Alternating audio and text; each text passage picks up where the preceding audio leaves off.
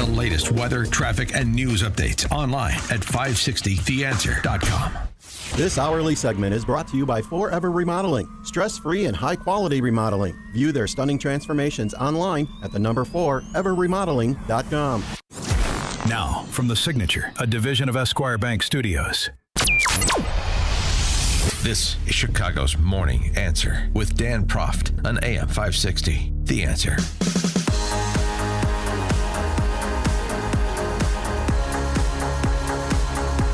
Good morning. It's Jeannie and Jim in for Dan today. Well, the Military Times, writing on August 11th, talked about the USS Lincoln, noting that Lincoln's roughly 5,000 sailors and Marines remain on deployment that began November 21st. The carrier's been deployed for more than 8 months while supporting U.S. military operations in the Middle East.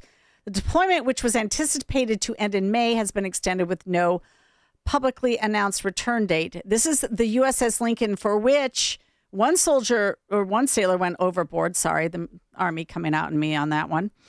And a few others have tried. They say that in a separate incident aboard the Lincoln, a sailor on watch saw a shipmate preparing to go overboard, and he intervened, according to the sailor's wife, Maria Rodriguez. Rodriguez said her husband called out to the sailor before reaching the individual and grabbing their arms, pulling them onto the deck. Her husband told her that the sailor had not yet gone over the side. When he got there, 3 other sailors heard the commotion and came running to help. Rodriguez's husband told her about the incident several days after it happened. He said he hadn't felt adrenaline like that in his life, and he was just so thankful he was able to get to the sailor in time to stop them from going overboard. So that was all written August 11th. And of course, many of the stories have been coming out about what's happening on the USS Lincoln, everything from, contaminated water to bad food, which my son, who's a Navy pilot, says, yeah, the food's always bad on those carriers.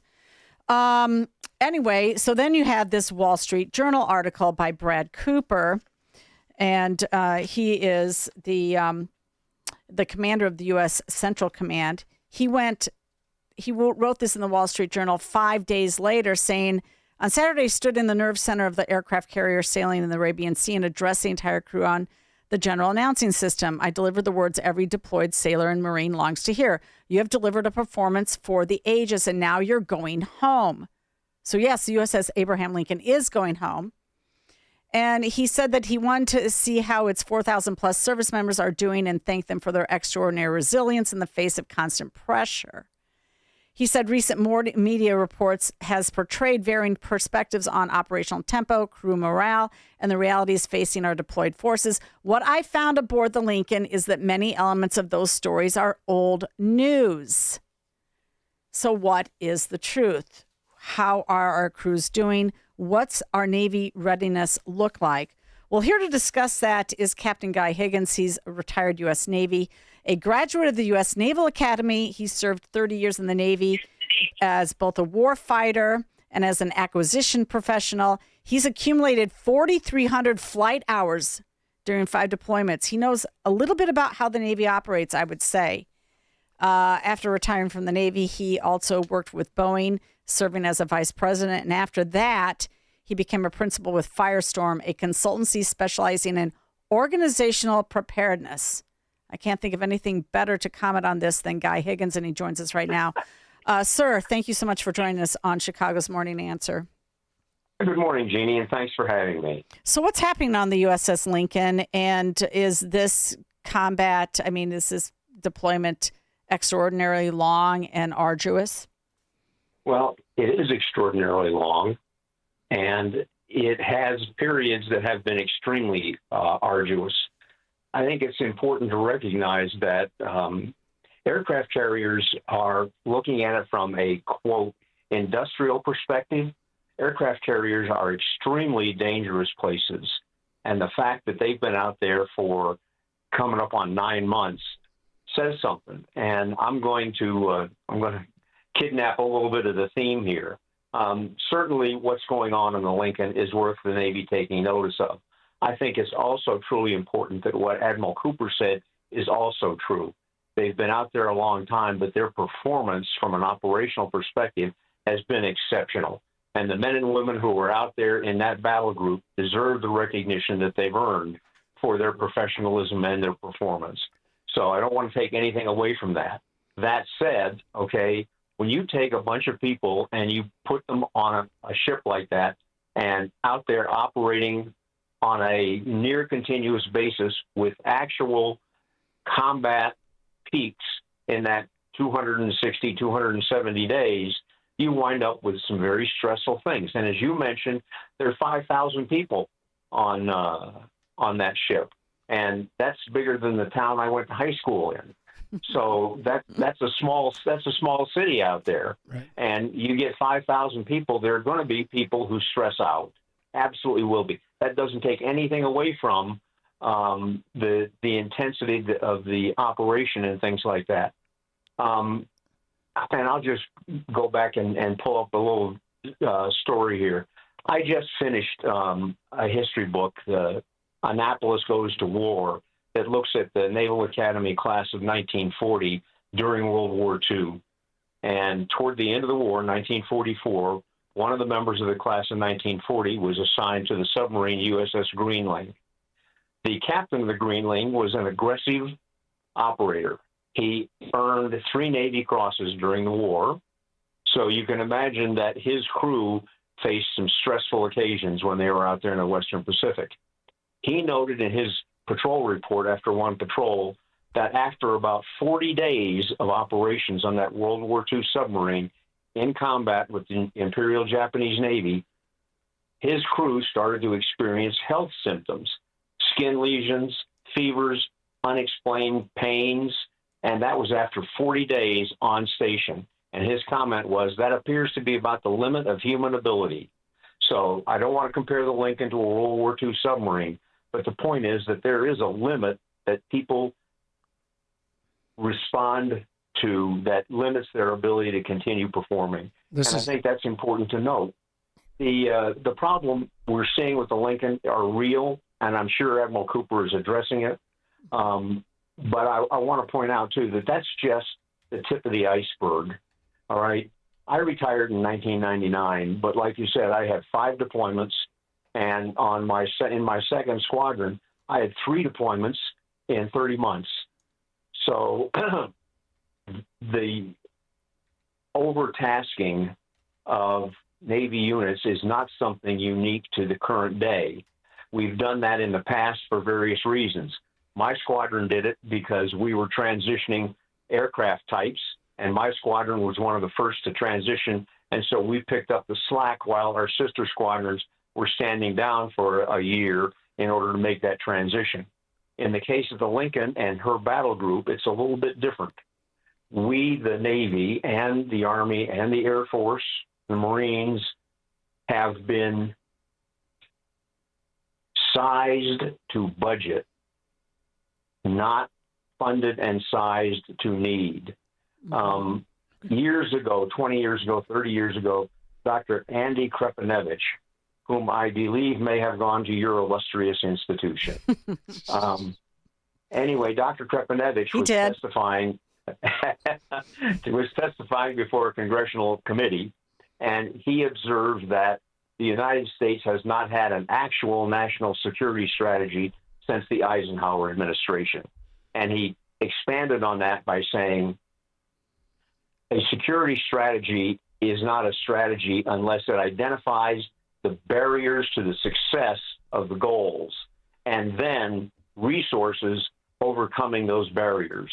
And that's what we haven't done. We've established national security strategy documents that say we're going to do A, B, C, D, et cetera, but we haven't said here's the barriers to our being able to do task X, okay? And here's the resources it takes to get those.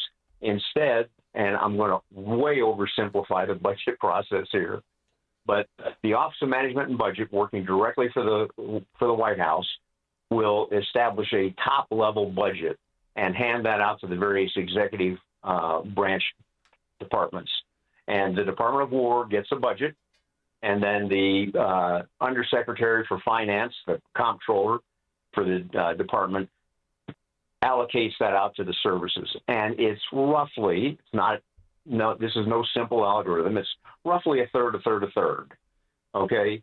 And then the services are required to put together the detailed budget for their chunk of that says, here's what we need to do. Personnel funding, operations maintenance funding, research and development funding, procurement funding, all of those kinds of different categories of funding, which are not fungible, by the way. Money is not money in the Department of War. There are colors of money, and they can only be spent for those things. So that gets allocated out like that, and it is a incredibly stressful period of time, because typically the services are trying to fit 3X kinds of needs or wants in some cases into 1X size of a budget. And so they tend to spread them out. When I was doing procurement, every single year I would get a question. Every single year I would get the question, what's the minimum number of units you can buy and keep the production line running? Well, the answer to that is, if you really want to go to the absurd, you can keep the production line running for 1 unit. It'll just cost you 100 times what it would cost you to buy 100 of them on a per capita basis, per unit basis. So it is very, very difficult to do that. And what winds up happening is we have tended ever since I don't know if you've heard the term the Last Supper, referring to then the Department of Defense and Secretary Perry.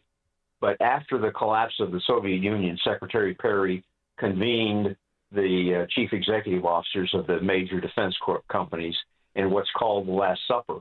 And he basically said, guys, our primary opponent has gone away, and you can bet that the budget's going to get cut, and it did. There was the peace dividend that got talked about at the end of the last century, and so you saw a lot of consolidation among the defense companies. And so what's happened is we buy to budget rather than thinking about what do we need and what does it take to achieve those needs. We buy to budget. So rather than having 12 or 14 aircraft carriers, we have 11. And the way that we stretch those things is we extend the deployment, as has happened with Lincoln and her battle group. They've extended that deployment.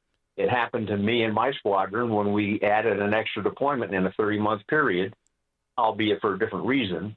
But I was always buying to budget. As a procurement program manager, I was buying to budget, not buying to need. And I'll give you an absurd example. The U.S. entered into an agreement with the government of Norway that we would fund the development of a helicopter-launched variant of their Penguin anti-ship missile, which was a really good missile. Mm-hmm. But our inventory objective for the Penguin was 20 missiles. 20 missiles is an absurdly low number for inventory. The supporting infrastructure. Yeah, that was a political decision. So they made a political budget decision rather than looking at the needs, like we need Tomahawks or whatever else we needed. Right. That's exactly what happened. And one of the things that always astounds even the professionals, you've heard this story or this line forever, amateurs talk tactics, professionals talk logistics. So we should be talking logistics. How many rounds does it take? That's why I was a transportation officer. Nothing happens until something moves. Hey, you know what? Jim had a question here quick, though. No, so I love what you're saying, by the way, too, because when I first saw this story break, I thought embedded in it was some sort of criticism of the conflict in general, which might be fair or not fair, whatever. And people saying, like, look, Donald Trump got us into this, and now we have these ridiculous conditions on the USS Lincoln, which I think now hearing you, I think that's very, very fair. My question, though, to you is, do you find this sort of thing common now in situations like this because of the misallocation of funds or whatever the reason is? Is this something that's highly unusual, what happened on the Lincoln, or is it just indicative of a broader problem?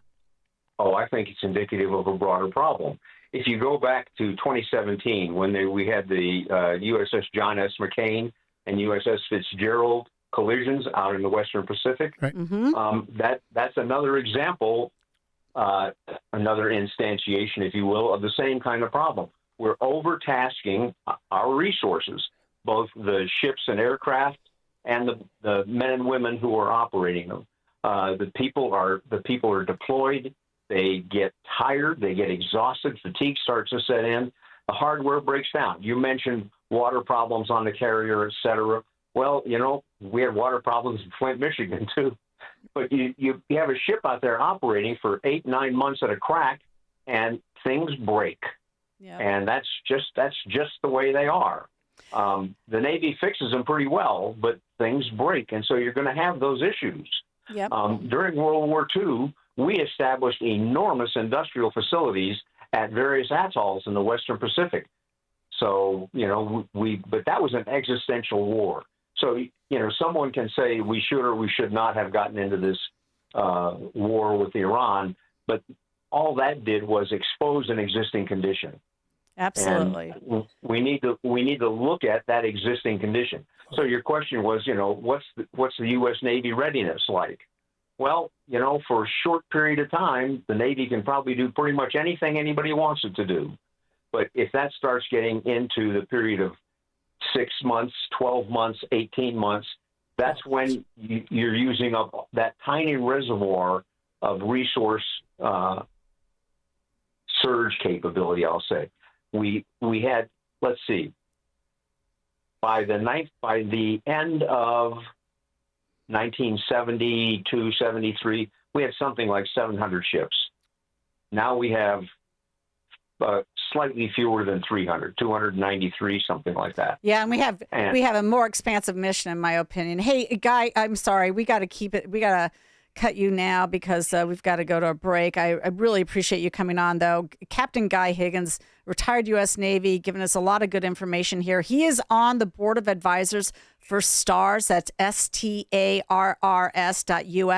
standing against radical and racism in the services. And you're just a wealth of knowledge. We really appreciate you weighing in and giving us some more background on what's going on. We really appreciate your time today. You bet. Thank you, Jeannie. I appreciate the opportunity. And Captain Higgins joined us on the Alpha Wealth Group answer line. There's only one radio show in Chicago talking about today's biggest stories and telling you what they really mean.